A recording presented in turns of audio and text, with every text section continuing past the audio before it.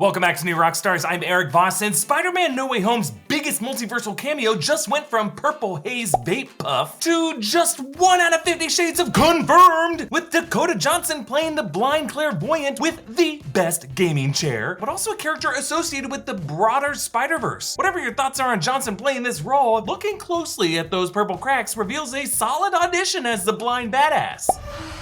To me, what's most interesting about this is how a Madame Web movie actually moving forward frames how we're meant to interpret the way Spider-Man No Way Home left the multiverse, both in the Sony Spider-Verse and in the Marvel Cinematic Multiverse of Doctor Strange and the Scarlet Witch. Yes, it's a complex and intricate web being woven by these studios, and I'm gonna break down why interconnected universes where Madame Web exists is an awesome concept. By the way, you can see me and the other New Rockstars hosts talk about this stuff live in a special live show in Chicago this Friday, February 11th, 8 p.m., Talia Hall. Ticket link in the description. So if you're like me, well, first off, I'm sorry that you lived that existence, but your first introduction to Madame Web came in a 1996 episode of Spider-Man the Animated Series, Make-A-Wish, in which Madame Web appears to Spider-Man as a mystic medium from another dimension with power over realities on the level of the Beyonder. She's voiced by Joan Lee, the wife of Stan Lee, and Madame Web tests Spider-Man from across the multiverse in order to try to find a champion to stop Spider Carnage from destroying the whole multiverse. But Madame Web first appeared in the 1980 comic, The Amazing Spider-Man 210, as the clairvoyant medium who initially uses her psychic powers to help Peter Parker stop other crimes, divining the truth of Spider-Man's identity as Peter Parker. That knowledge may be why Madame Web appeared as one of those purple silhouettes in No Way Home. Earlier on the train in the mirror dimension, Doctor Strange said, in the multiverse, there are an infinite number of people who know Peter Parker is Spider-Man. Madame Web is one of those people. Born Cassandra Webb in Salem, Oregon, she suffered from myasthenia gravis, a neurological disorder that causes her to become paralyzed and blind, but she develops psychic abilities. Her husband Jonathan builds her a special life support chair cybernetically infused to her brain, evoking the form of a spider. She becomes a New York area medium, advertising herself with flyers, since, you know, New York is a Teresa Caputo town. In the comics, Cassandra is often depicted passively bound to her chair, kidnapped by the Juggernaut at one point, later on joining Norman Osborn in the Gathering of Five ritual that luckily grants her immortality. Then later on, she de-ages herself to her younger form and joins a few of the Spider Women in order to try to stop her granddaughter, the third Spider Woman. And then later on, she gets kidnapped again by the family of Kraven the Hunter in a plot that ends with Cassandra transferring her powers to Julia Carpenter, the second Spider Woman, making Julia Carpenter the new Madame Web that lives on in the Ultimate Spider-Man animated series. So casting Dakota Johnson may signal that they might be pursuing the Julia Carpenter Spider Woman Madame Web incarnation, with someone else playing the older Cassandra Webb. Doing it this way might give the currently Spider-Man-less Venom and Morbius universe a spider hero. Could also just be that Dakota Johnson could be playing a younger Cassandra Webb. We'll see. But the more recent comics, series, and games have really explored the concept of the web of life and destiny, a three-dimensional construct of five-dimensional space that connects the full Spider-Verse together. This is where Madame Web derives her clairvoyant abilities. Actually, we learned that all the Spider-Man variants derive the more magical parts of their powers and their spider senses from this same multiversal source, coined as arachnofrequency. Peter's tingle, his ability to detect danger moments before it comes, is part of his link to others, including the much more powerful clairvoyant Madame Web. And ever since that 1996 episode with Joan Lee, fans really see Madame Web as a cosmic sorceress who transcends realities. And now in the live-action Spider-Verse, the ultimate elder and adult in the room who could have explained to the three Peter Parkers, all the villains, and Doctor Strange, how all of those realities really fit together. This is why we need her in this multiverse. And hoping we do get an Andrew Garfield Amazing Spider-Man 3 or another Tobey Maguire film, Madame Web is the cosmic authority, Sony's Spider Sorcerer Supreme, to provide the logical framework through which all three Peters can continue to coexist in fans' minds. Now, sometimes I stay up super late finishing a video and then I want to sleep in, but all the electric lights in our lives make it hard to get a bedroom totally dark. But that's where the Blue Block's Remedy Sleep Mask comes in handy. We knew Blue Blocks from their blue light blocking glasses, but their sleep mask goes farther and blocks out 100% of light for better sleep. It's very soft and has these adjustable eye cups and an adjustable strap for the perfect fit. It works for belly sleepers, side sleepers, and back sleepers. They're made from a very breathable material and you can fully open your eyes while wearing it.